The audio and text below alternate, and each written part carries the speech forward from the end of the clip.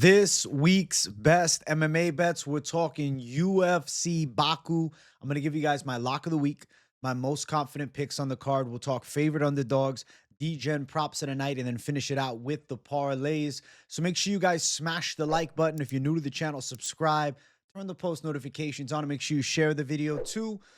Last week, fantastic. Savage underdog lock. Phil Rowe comes through. Phil Rowe's letting it all go. Come on, Phil. Loson's completely gassed. The referee's looking at it. It's close to getting stopped. He's connecting clean on the chin each and every time. Come on, Phil. Come on, Phil. Come on, Phil. Come on. Yeah, fuck yes. Woo. Ah. Woo. Third round knockout. I predicted that shit too. W. Savage underdog lock. I told you. It was a full moon Wednesday night, and I knew I had to bring something animalistic, and the underdog hit. I'm feeling great about the plus money, about the Savage underdog locks. And you guys know, if you follow the show, the lock section, we're looking for the money plus money. You understand? The secret plus money play, whether it's a two-leg parlay or it's a straight underdog line, I'm finding you guys plus money. And I got another banger again for this week's card that I'm feeling pretty damn confident about. So without further ado, the lock of the week. The Lock City parlay is back. We got a two-leg. We got Tagir Ulanbekov and Mitabek Orolbai, part of the Lock City parlay. You're looking at the plus money territory around the plus 107 range, maybe a little more, maybe a little less, depending where you play it.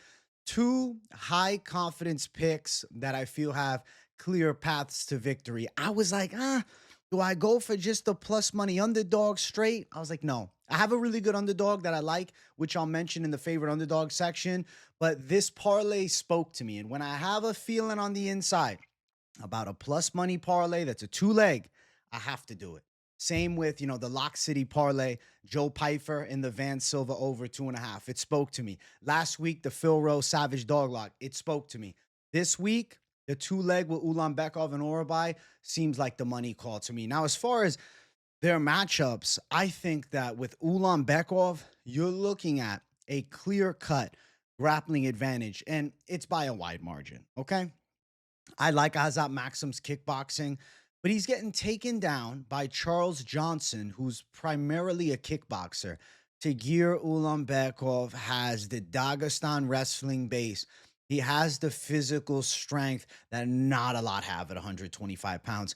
And I really don't think Azat Maksum is going to have the takedown defense to keep Ulanbekov off of them. I think he's going to dominate position, but he's also live for a counter submission. It's not like Ulanbekov is just a blanket. Like, yeah, last fight beat Clayton Carpenter by a decision, but Carpenter's actually a pretty strong wrestler with decent boxing too. You look at some of the other wins. I mean, he had two finishes in a row. Cody Durden win by submission. And at the time, when he beat Cody Durden, I think it was more impressive than the Durden we've seen recently getting knocked out by Jose Ochoa. And then fight before that, quick sub over Nate Maness.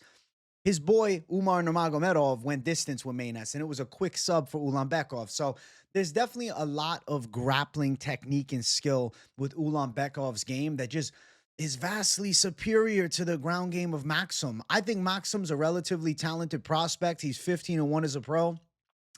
But I'm telling you this, man, regardless of the big shot that he hurt Charles Johnson with early in the fight, the fact that he was getting taken down, major red flag. I think Tagir Ulanbekov is going to get this fight to the mat. I think he's in a controlled position. I am not surprised by an embrace the grind Ulanbekov dominant decision, but let me tell you, it's not crazy for an Ulanbekov submission.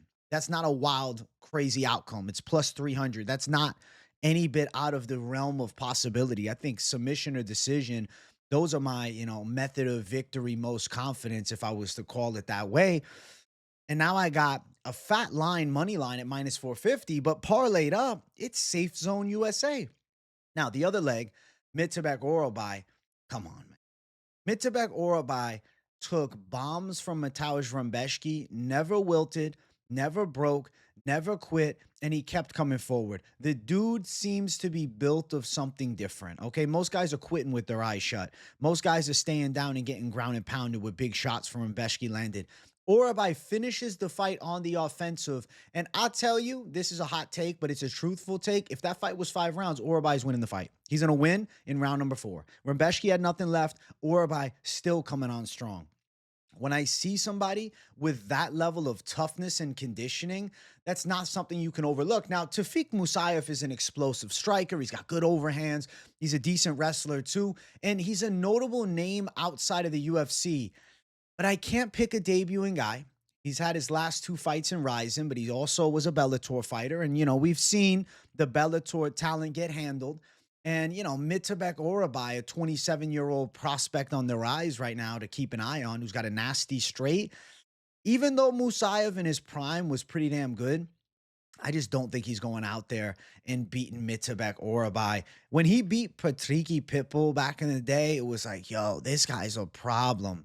It's 2019, right? I feel like his prime was like 3-4 years ago. He hasn't fought since November of 2023.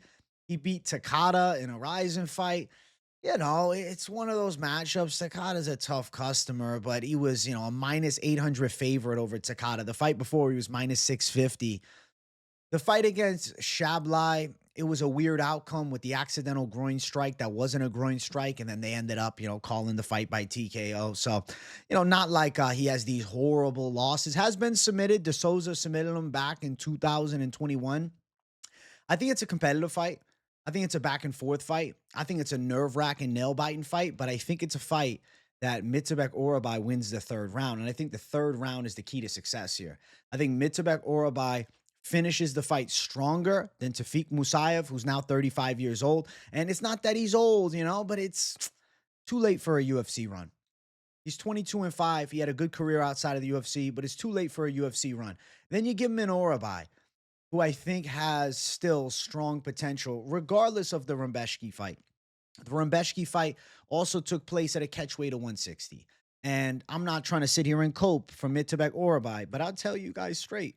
If that fight's at 155, I am not confident that Rimbeschke has the power that he did, nor that he doesn't gas 3 minutes sooner and get submitted or TKO'd on the ground come round number 3. Things shift with an extra 5 pounds versus less than. I think Tafik Musayev gets outworked. I get it. He's an Azerbaijan native. And, you could say, well, there could be a robbery in place. I'll hope for fair and just decisions. I can't control a robbery outcome.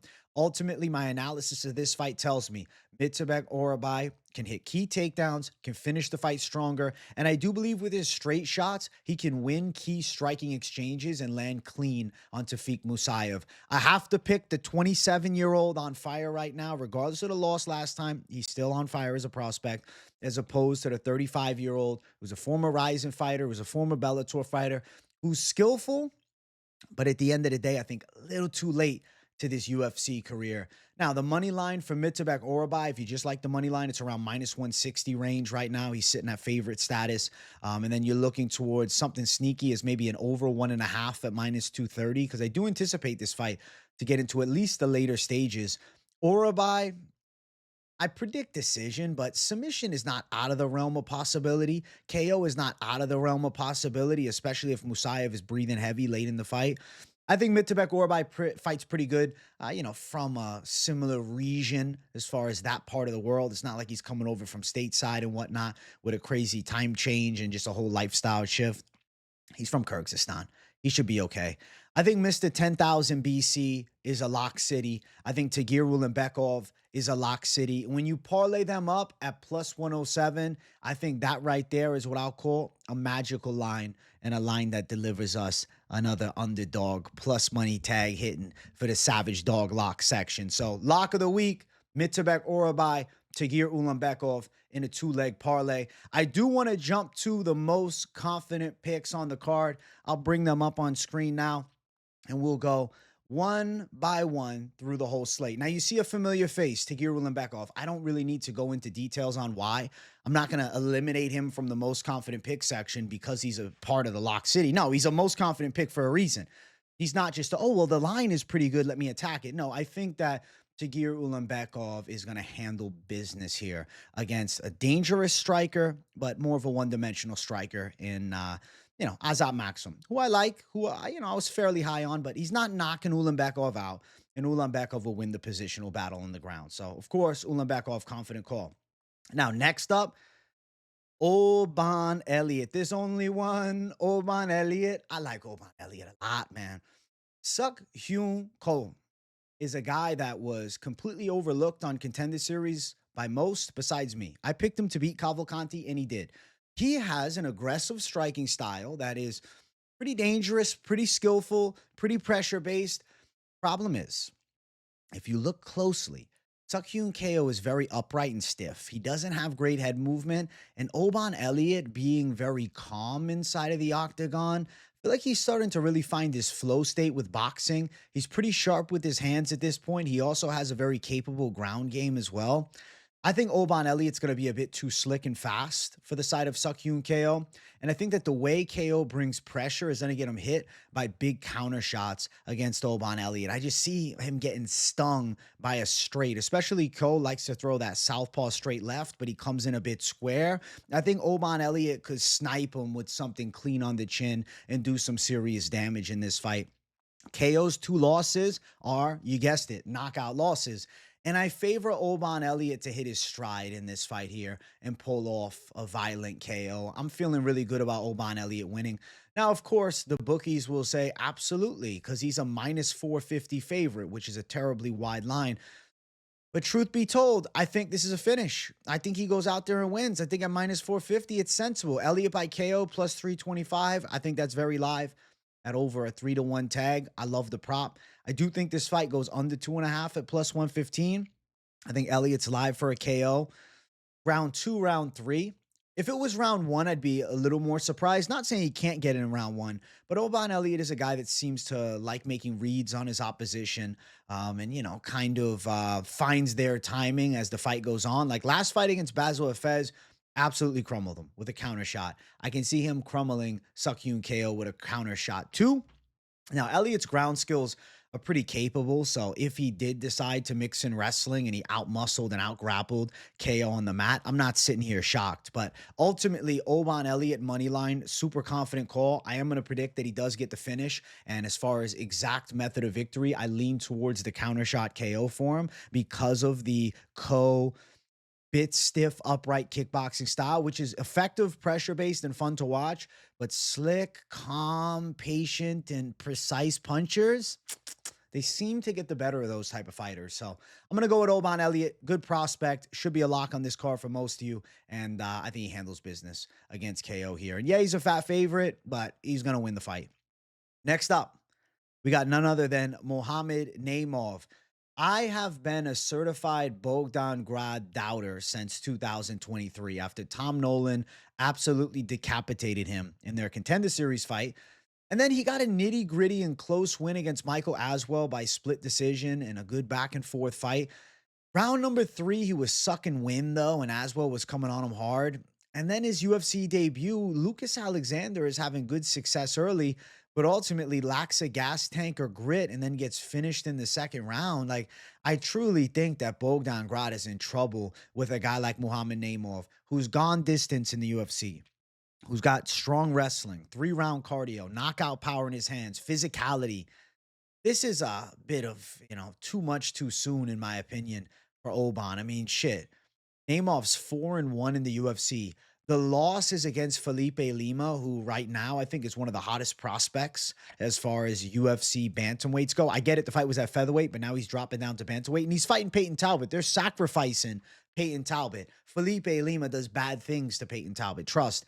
And if Mohammed Naurdiev gets submitted there, but, dominates Khan Ofli in the fight after, and then, he did beat Nathaniel Wood with a bit of controversy, but he got the win. He got the knockout of Jamie Malarkey. Naurdiev's a tough customer. And I think Bogdangrad is melted by wrestling pressure. I think that even in the striking, Naurdiev is okay. Grad does have really exciting striking, the way he throws dangerous kicks and explosive Muay Thai power strikes. Like, it's an enjoyable style in Bogdangrad, but I just don't think he's that good. And I think he is going to get put in an uncomfortable spot by Naurdiev. I think he's going to be tied up. I think he's going to be dragged to the ground. I think Naurdiev threatening with takedowns starts being more effective with boxing. I think Naurdiev can land some sharp punches in close range. And I think he does some damage to Bogdangrad. So to me, Mohammed Naurdiev seems like a pretty money pick. I favor him to finish Bogdan Grad in the later stages. Now, Naimov is a minus 270 favorite, very wide line with Grad sitting at plus 230. I lean towards yes on this fight going over 1.5 rounds, to be honest with you. What else do we got? Naimov wins inside of the distance is plus 150. Naimov wins round 3 plus 750. I could see Grad sucking wind in the third and then Naimov looking to take his back and choke him out or finish him with ground and pound. But I will put one asterisk on it, guys, because Mohammed Naimov seems willing to play it safe, right? Like he'll get to top position and maybe he could try and force a finish by passing and throwing big ground and pound or shooting for some type of arm triangle, a rear naked choke, etc. His style to me is more win the fight as opposed to finish the fight, which ultimately is an effective style. And he has won a fair amount of UFC fights with the style. But if you're chasing that third round prop or you're chasing a KO prop, just have in the back of your mind, Muhammad Naimov will play it safe if need be. Ultimately, I do think he has the ability to get Grad out of there in that third round if he puts the fucking pedal to the metal. But I'm not sure that he does it. The official prediction is I'm going to say yes. I'm going to have faith in him putting the pressure on Grad and getting a later stoppage. But I will say, if he goes out there and wins on the cards, I am not going to sit here surprised. That's why, obviously the money line is a most confident pick. And I do think it's something you can parlay up. Naimov should absolutely handle Bogdan Grad in this fight. Now, next fight, we got Nazim Sadikov. I do think that he handles business against Nicholas Mota. I'll say positive things about Nicholas Mota in the red zone, the close range power hitter. Heavy-handed for sure. Does have nasty hooks. He fights out of Bang Tao now, which is a Muay Thai-based gym. And I honestly don't get it. And it's not that Bang Tao isn't great for being a badass stand-up fighter, but we already know Nicholas Mota to have pretty good Muay Thai skills. I feel like the element of his game that is most inefficient would be his defensive grappling. And the fact that he's, primarily focused on the stand-up game, that's a red flag to me. Nazim Sadikov is a well-rounded guy, has been training alongside Aljamain Sterling, Merab Dvalishvili for many years. He has very capable jiu-jitsu skills, very serious takedown threat. And it's not like he's some scrub striker. Sadikov is actually a pretty slick boxer. I feel like from the mid and long range, he's got a big advantage on Nicholas Mota. He also has a southpaw stance, which I think from distance, that southpaw straight left could end up being an effective attribute in this fight here. Nicholas Mota from mid and long range is a bit awkward at times. I feel like he's very block heavy, doesn't have much head movement, sitting with his, head on the center line with a stiff power stance, just waiting to throw bombs is a good way to get counter-shotted by quicker fighters. And then with the element of wrestling mixed into the fight, I think Nazim Sadikov could time key takedowns, getting Nicholas Mota to the ground. And even if he's unable to finish the fight using the grappling skills, I think that even just Sadikov having effective moments in takedowns will then open shots up on the feet. I feel like Sadikov could knock Mota out too. Submission is definitely live, and I do think the grappling advantage is truthful. I'll read the subline off. It's plus 400, but KO, not as juicy at plus 110, does seem like a viable outcome here. I feel as though Sadikov could clip Mota. Mota's chin's been tested a bit. We've seen Mota knocked out.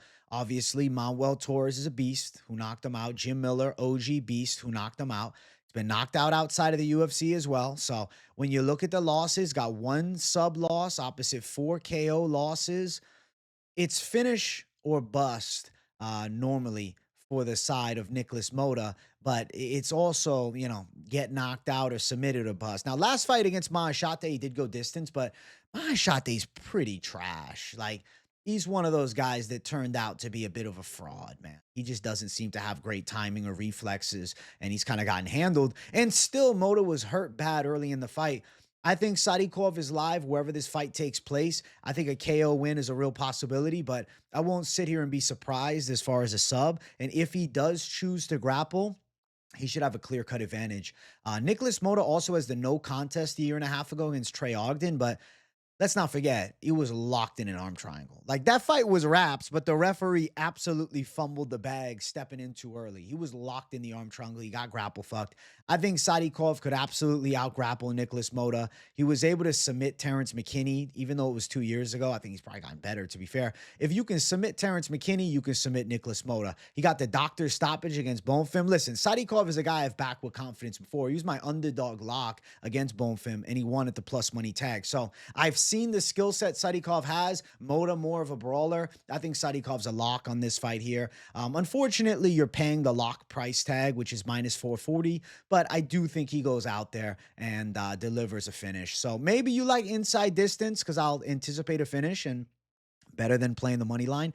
Inside distance is minus 160. Fight to end inside of the distance is minus 250. My call is going to be Sadikov. Officially, I wrote down KO, but with the asterisk of submission is a real pathway too. So we'll see how they match up and what Sadikov decides as far as the game plan. I do think takedowns will be there, but hand speed should be a factor, and Sadikov being better from the mid and long range, I think he can catch Nicholas Mota with some fast punches and kicks. So, I mean, Sadikov showed the head kick even against Bonfim, which fucked up the eye. So I'll say this, Nazim Sadikov with a chance to get a showcase. And this is a step down. Bonfim, hot prospect. Say what you want about some L's, hot prospect for sure. Nicholas Mota, gritty journeyman. That's the truth of it all. I think Sadikov wins. Nicholas Mota's changing teams too often, man. He's looking for something that just maybe isn't there. And I think it's wrestling, to be honest with you. And also a lack of a jab. He's not slick. He's power. He's stiff power, man. He's a stiff power hitter, and I just don't like that style. I mean, I like it in some fights, but not against a Sadikov, who can do it all pretty well. I'd consider him a versatile MMA fighter with good hand speed. And I'm going to say Nazim Sadikov does the thing. Now, I got one more. Bring him up. You already knew it. It's Mitabek Orolbai. You already know. I already called him in the Lock City. Did I save him for like a joking surprise here? It's, oh, there's one more. Oh, shit. Maybe. But it's Orolbai, man. And listen, you could parlay things differently than my Lock City. Maybe you go Sadikov and Mitabek Orolbai, or maybe you're going Mitabek Orolbai with Oban Elliott, and you're going with Mohammed Naurdiev. Whatever. We'll get to the parlay section and discuss everything in depth. Because I got a lot of parlays for the people per usual. And we've been hitting pretty thunderous after last card. I'm feeling good about it. With the Savage call coming through last card. And if Balato wouldn't have chickened out, we probably would have cashed some over plus 1,000. But we hit the plus 900 range. Orolbai should win. Orolbai should win for sure. So Mitabek Orolbai, confident pick, as you guys already knew. Now, for those that are just chasing plus money, this next section's for you. We're going to talk my favorite underdogs on the card. I actually got 4 dog picks, so I'm going to bring them all up on the screen. We'll go one by one, and I'm going to keep it a buck with you guys. I'm going to go, truthfully, at least on the first one, based on the order of confidence. You see Ismail Naurdiev right there. Naurdiev feels right for me. Something is telling me Naurdiev is going to beat Park, and I'd say Naurdiev, of my 4 dogs, feels like my favorite underdog. I was this close to savage dog locking Naurdiev. But something spoke to me and said, it's a Lock City parlay week. And I have to trust my gut. When I trust my gut and my intuition, it seems to work out best. Now, Naurdiev is a fair-sized underdog here at plus 165 against Jun Young Park. And you might be saying, well, Naurdiev lost fights recently outside of the UFC. You have to take into consideration he was fighting at the wrong weight class. He was cutting. He was fighting at super welterweight, 175, not a weight class the UFC has. But his first UFC run was all at 170. When he fought against Bruno Silva, he looked like a full-size UFC middleweight. I think he has more than a chance to beat Jun Young Park here. Naurdiev, I think, is slicker at striking from the mid and long range. I will say Park is dangerous with dirty boxing and close, but where Naurdiev seems to close that gap pretty well is he has underrated clinch Muay Thai, okay? The knees and the elbows in close range, I think, are going to be effective attributes in this fight here. I think that Naurdiev could rip some heavy knees to the body. I think he can defend Park's takedown threat. Naurdiev's actually a pretty good wrestler. I think this is one of those fights that's under the radar on this card.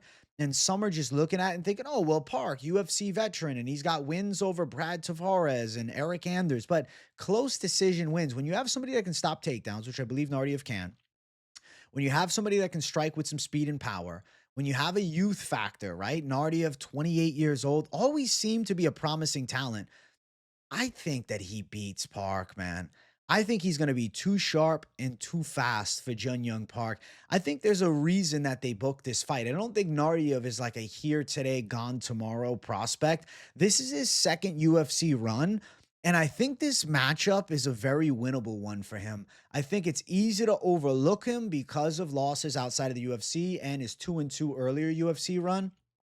But Naurdiev's a promising fighter, man. I like his slick striking. I like his ability to grapple. I like his takedown defense. And I also like his physicality and athleticism at 185. He seems to fill out his frame really well for this weight class. And I think he's going to have a clear-cut edge in technicality and speed over Young Park. So I'm going Naurdiev to win at that plus 165 tag. I think he's a really good underdog. I lean towards decision because Park's a gritty OG. Over 2.5 is minus 155. Naurdiev to win the fight by decision sits at plus 350. I'm strongly favoring the side of distance. I think Naurdiev goes out there and wins a hard 3-round fight. But I will say, if you look at Naurdiev's resume, he's got 12 knockout wins. Park's chin normally holds up, though. Park eats a good shot. He also has 6 submissions, to be fair, but Park's not easy to submit. I mean, he was able to survive Muniz's jiu-jitsu onslaught. Even though Muniz is completely unathletic and stiff, he still has, on paper, good Brazilian jiu-jitsu skills. So the official call is Naurdiev by a decision. I think your best bet with that one is just simple, man. Down the center, money line, plus 165. Give me Ismail Naurdiev to take home, I think, masterful W. A life-changing W. Definitely keeping his UFC career alive. And I feel like at 28 years old, he's an interesting player at 185. I don't know about, a couple wins and a title shot or anything of that magnitude. But I do anticipate Naurdiev to beat Young Park in this fight and pull off an upset against, a bit of a grizzled vet, but struggles with guys that have some athleticism and takedown defense. And Naurdiev's sharp. I think it's Naurdiev's time to shine, man. And I think he breaks through and gets it done as an underdog. I think he's being completely slept on. Now, next up, we got another underdog. We got Kuniev. This to me is kind of wild because I'm realizing now I have underdogs in the last 3 fights on the card. Kuniev, Fiziev, Jamal Hill. All underdog picks for the last 3 fights on the card. Either I'm an absolute psychopath or I'm an absolute genius, okay? It's one or the other, I think. But they say, genius is delusion right up until it works. And maybe that's what we're looking at. I'm not sure Curtis Blaydes still has it. And it's not because he's old. It's just we've seen him chinned a few times. What happens when you got somebody that stops his takedowns? What happens when you got somebody that stops his takedowns and starts ripping them with heavy punches? Is Blaydes still that animal? That Jailton Almeida fight was the weirdest fight I ever saw. And then fight after that, quickly chinned by Tom Aspinall. Fight before the fight against Jailton, quickly chinned by Sergey Pavlovich. If you can stop takedowns, which I anticipate Kuniev is able to do, I think Curtis Blaydes is a sitting duck for power shots at this point. Plus 218 for Kuniev, Blaydes minus 258. Now, there's a reason I brought up Naurdiev first and foremost. Is it super reliable to call an underdog against a longtime UFC heavyweight staple? Damn right it's not, okay? But I am picking as a possibility the side of Kuniev winning. Ultimately, if Blaydes delivers a Jairzinho Rosenstruik Blaydes 2.0 wrestling fuck, I'm not going to sit here shocked. But I do think Kuniev's grappling defense is interesting. He's trained alongside Magomed Ankalaev and different guys at American Top Team. I think Kuniev's dangerous, man. I think Kuniev's pretty good. I like Kuniev's chances here. Kuniev to win by knockout plus 500. I don't think that's that far of a stretch or like out of the realm of possibility. I think it's reasonable. I'm calling Kuniev. I'm calling KO. Now, next up, let's talk about our co-main event. Fiziev, scary one again. I think it's a 50-50 fight. Fiziev is nasty with body work. Knees up the center, snapping body kicks. Going to be at a fair disadvantage of range. 6'3" to 5'8", 71.5-inch reach to 75.5. But let's not act like 2 years ago, Ludovic Klein didn't close the gap fairly well on Bahamondes. Let's not act like he didn't have moments in that fight. He won the fight. Fiziev's back is up against his wall, okay? Heavy against the wall now. He's fighting at home in Azerbaijan. He's on a 3-fight losing streak. But dig deeper. he took a long layoff after an injury loss to Mateusz Gamrot to then take a super short notice rematch with Justin Gaethje, a fight that he was winning up until the clean uppercut by Gaethje put him down. Okay? That to me is, maybe Fiziev has more than he's given credit here.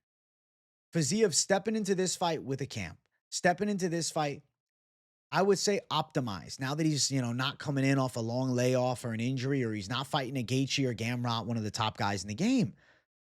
Ignacio Bahamondes is top 15, but he's right at number 15, right? He's looking to break into the elites. This is the find out fight. I'm not sold. It's like, I get he's on a 3-fight win streak, but he beat a Jalen Turner who retired after. He beat Manuel Torres, and Torres is really fun to watch, but he's just a berserker. Complete loss of intellect game plan, just blitzing like a madman and getting knocked out. He knocked out Christos Yagos, who's past his best days, but still a win. The loss to Ludovic Klein, and in the fight before that, he beat Trey Ogden by a decision. I think Fiziev looks sharp on the feet. I think Fiziev on the 3-fight losing streak snaps it. I don't think he loses 4 in a row, especially in Azerbaijan. Something's telling me Fiziev edges out a win over a talented Bahamondes, but a 27-year-old Bahamondes who I just don't think is quite ready for the top 10. Because if he beats Fiziev, all it is top caliber fights. I mean, shit. His most recent opponent, Fiziev's most recent, Justin Gaethje, is calling for a damn title shot. So you go from fighting Gaethje and Gamrot, now you're fighting Bahamondes, who's, looking to break into that top 10 category and get past, I guess, now Fiziev, who's holding the gate shut for him. And I think he keeps the gate shut for him. The call is Fiziev to win. I believe he pulls through. Slight plus money around plus 110, plus 112. Fiziev by decision, plus 250. My pick is Fiziev taking it home. I do think that it is a dangerous fight. I think Bahamondes has risky positions if they tie up in like a front headlock because of those long arms. Submission Bahamondes plus 900. That would be a potential pathway, but I think Fiziev outworks him, man. I'm not sold on Bahamondes just because he beat a retiring Jalen Turner. I think Fiziev keeps his UFC career alive, and I think he wins at home in the co-main event. And then as far as the main event, it's another nitty-gritty one. I feel like this is fucking 50-50 zone USA. I got Jamal Hill to beat Khalil Rountree, and my consensus of that fact is because Jamal Hill better with pure boxing and Khalil Rountree more block-based defense as opposed to slips and rips. You understand what I'm saying? Watch the Prochazka fight back. Jamal Hill was missing on a lot of shots, and he was missing wide, but Yuri Prochazka showed some of the best head movement I've ever seen in the light heavyweight division in that fight. Somehow he turned into a Canelo Alvarez level defensive boxer there. And Jamal Hill is just way off range, missing these wide shots. Still fought 3 hard rounds. Ultimately ended up getting dusted.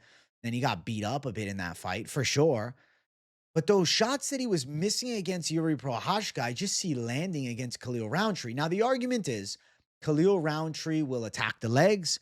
Khalil Rountree will pressure forward. And there's a lot of people who think that Jamal Hill is just simply washed or never was that good. I'm here to tell you, I think Jamal Hill is still pretty dangerous. His hands are fast. He's got power. Both guys being a southpaw makes it interesting. Length advantage for Jamal Hill by 3 inches, but Khalil better with his legs. Body kicks are a factor and leg kicks are a factor too. I think straight shots from Jamal Hill are effective here, especially 3-punch combos. He's a little wild. He's a little brawling heavy. He's a little unorthodox. No wrestling threat on either side. Neither of these guys shoot takedowns. They both have 0% takedown accuracy, okay? They don't take people down. They're going to strike. It's going to be a striking warfare. It's going to be a kickboxing fight. Rountree is better with his kicks, better with his knees, better with his elbows. Jamal Hill is slicker with the mid and long range shots. I think if Rountree is to work heavy kicks, there's still going to be straight shots landing for Jamal Hill. Rountree's got big power with shots over the top, but he's not super accurate. And it's like everybody's riding so high on Khalil after the loss last time, but it was still an L that he took against Poatan. Like, we can't go out and act like, oh, well, he almost won that fight. He still lost, and he got a lot of damage done to him. And I get it. Jamal Hill got beat a lot quicker. Fair. I think Jamal Hill still got the dream alive. I think the sweet dream is still alive. I don't think it's over for Jamal Hill. And I think he can bust Khalil Rountree up with his hands. I'm going to lean Hill by KO. Line is almost even. He's sitting at like a plus 100 underdog. Betting wise on this fight, it might be called this week's best MMA bets, but this is one of the most dangerous bets of the week. I'm calling Jamal Hill to win. If you're betting that line, I wish you great success and luck. It's plus 225 for the KO. I think it's a violent fight. Over 1.5 minus 190. At the end of the day, it could end quick. It could go longer. I could see second or third round KO for Hill. I could see Rountree chopping at the legs, but I'll also mention a point that people may forget. Hill looked good in a 5-round fight against Glover. Rountree was melted by Pereira in 4. We haven't seen him in the 5-rounders. I think Jamal Hill wins this fight. I think Jamal Hill looks good from distance. If you rate Khalil's wins recently, it's Anthony Smith, Chris Dawkins, a controversial split against Dustin Jacoby, and Carl Roberson. He hasn't got high caliber wins. He just put on the performance of a lifetime against Alex Pereira in a defeat. And Alex Pereira, who supposedly had a staph infection, but that's besides the point. I think Jamal Hill is going to rip Khalil up with some big shots. I think he's being overlooked. I think he's being slept on. I think he's being doubted. I think he's kind of hated by the fans after the Pereira stuff. And I was hating him too. But after the damn Prochazka fight, he admitted Prochazka was a better man. And I think Hill can get better after that fight. I think he can come into this fight looking pretty good. I'm going Jamal Hill as an underdog to close out the favorite dog section. Plus money tag. I think he knocks out Khalil Rountree in a badass main event of UFC Baku.